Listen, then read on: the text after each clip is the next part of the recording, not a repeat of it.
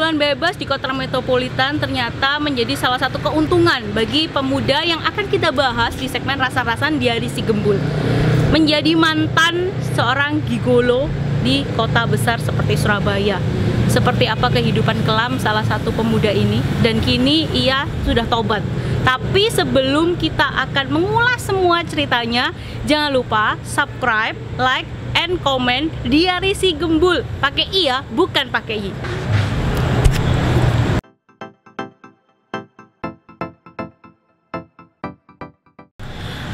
Gak mudah janjian sama narasumber yang satu ini, Bolo, karena ceritanya menurut saya jarang untuk dikuak, dan pasti kalian subscriber di rumah juga penasaran seperti apa sih masa kelam dia, kenapa dia memilih menjadi gigolo, iya kan? Parah. Mas, kalau boleh tahu nih, identitas sebenarnya boleh nggak disebutin? Ya jangan nama lah asli, nama samaran boleh lah. Ya, panggil saja saya Jun. Oke. Sekarang 30-an tahun lah. Oke. Dari segi pendidikan? Saya lagi ambil doktoral sih. Sekarang? Iya, lagi studi doktoral sih, lagi studi S3. Berarti termasuk sukses ya bisnis Anda yang sebelumnya ya? Itu relatif sih. Kalau dibilang sukses juga, itu masa lalu saya. Oke. Apa sih Mas yang membuat Mas akhirnya memilih menjadi pekerjaan itu? Apakah ini dari faktor ekonomi keluarga ataukah dari lingkungan yang menjadikan Mas memilih menjadi seperti itu, apalagi di kota Surabaya? Kita mundur waktu saya masih umur 20-an dulu ya. Waktu itu saya masih muda, saya masih suka coba-coba. Sebenarnya bukan kalau faktor ekonomi juga bukan juga gitu. Ya kita masih muda, kita coba lagi bebas, saya pengen nyoba gitu. Tapi kok duitnya cakep juga gitu kan? Sekali kita coba. Awal-awal itu pada masa itu masih kuliah atau udah kerja lain? Maksudnya dalam pekerjaan gigolo itu adalah pekerjaan sambilan kayak gitu? Nah, masih kuliah, jadi masih awal-awal kuliah. Ya sebenarnya secara materi cukup, cuman kalau kita ngomong cukup itu kan nggak selesai kan ya, selalu kurang. Nah, dikasih coba-coba, duitnya bagus juga, keterusan deh. Wow. Biasanya ada nggak itu sifatnya jemput bola, atau ada anak-anak cewek-cewek yang memang sengaja nyari kamu untuk pingin merubah perekonomian? Kan banyak ya sekarang kan, kalau kita ngomong anak-anak sekarang pergaulannya cukup bebas seperti itu. Sebenarnya jemput bola juga enggak, kebetulan saya kenal yang bisa cari pasarnya lah waktu itu. Pakai sosial media nggak kayak belum waktu itu masih belum zaman kayak gitu. Kita masih SMS, seluruh lingkupnya masih terbatas, tidak seperti sekarang.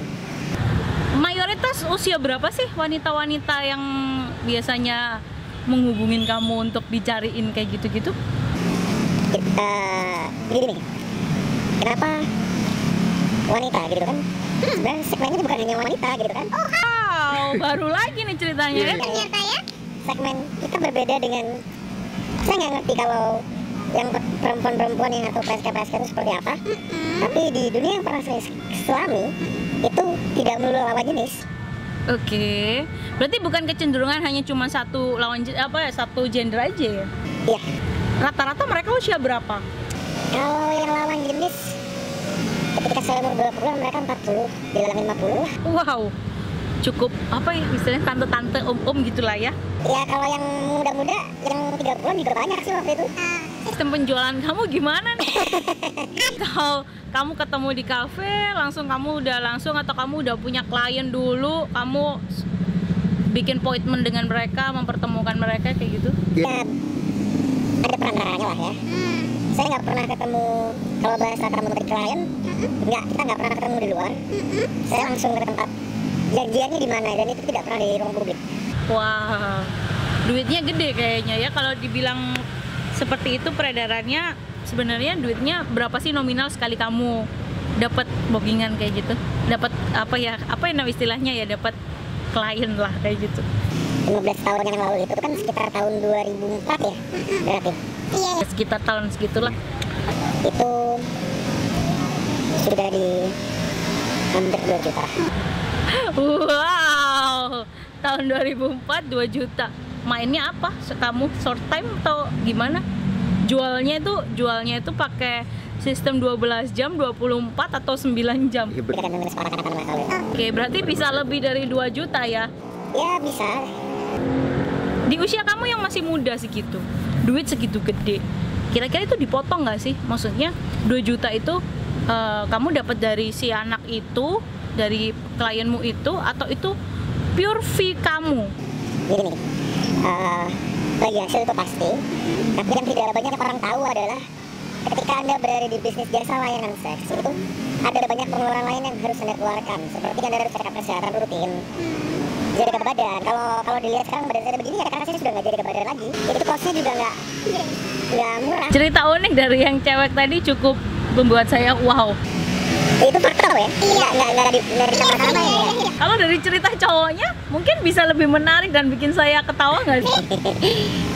Sebenarnya cerita seperti itu dari sisi cowoknya ini mungkin sudah jadi rahasia umum lah ya. Beberapa pelanggan saya yang pria, mulai dari yang pada saat itu umur 30 sampai yang umur 50-an itu banyak sekali orang-orang berhandal. Nggak perlu saya bilang dari dunia apa, tapi mereka cukup terpandang. Wow. Hingga saya nggak bisa berkomentar dan berkata-kata seperti apa. Dunia hitam ini memang menjerumuskan banyak orang dan membuat mereka buta karena uang sepertinya. Lantas apa yang membuat kamu tobat? Istilahnya usia kamu udah mulai matang. Kehidupan di kota Surabaya juga semakin tinggi. Otomatis kan kamu harus menafkahi dirimu sendiri dengan gaya hidupmu yang seperti itu. Kenapa memilih tobat? Saya pengen bilang saya dapat hidayah, tapi bukan itu sih alasannya sebenarnya. Oke, atau kamu menemukan sosok perempuan yang hingga kini menjadi pendamping kamu, bisa menuntun kamu ke jalan yang benar? Enggak juga. Jadi saya ada pernah di satu titik merasa oke, sudah cukup, bosan ini istilahnya. Ya saya ngerasa ya udah lah ya, capek. Kebetulan juga waktu itu sudah lulus kuliah dan diterima di tempat kerja yang oke. Karena sekarang saya masih ada di tempat kerja itu, jadi saya ngerasa ya udah, kenapa gitu kan, sudah cukup saya main-mainnya dan sekarang waktunya saya serius lama untuk meraih apa yang saya mimpikan. Terus kalau dari sisi keluarga ataupun sahabat-sahabat dekat kamu menyimpan cerita ini hingga detik ini, mereka tahu nggak sih sama pekerjaan kamu sebelumnya? Nggak ada yang tahu. Yang mereka tahu saya cuma mahasiswa biasa yang doyan main. Ya namanya anak muda, suka jalan-jalan, suka main. Hanya itu saja sih. Sampai sekarang saya punya anak 2, saya menikah. Tidak ada yang pernah tahu cerita ini. Ada satu pertanyaan yang ingin saya tanyakan. Kamu kepikiran nggak sih takut dosa? Dosa yang ibaratnya apa ya? Dosa yang gede banget sampai kamu merasa kayak gila. Kehidupan saya seperti itu ya masa lalu. Dosa, pahala itu kan urusan manusia dengan Tuhan.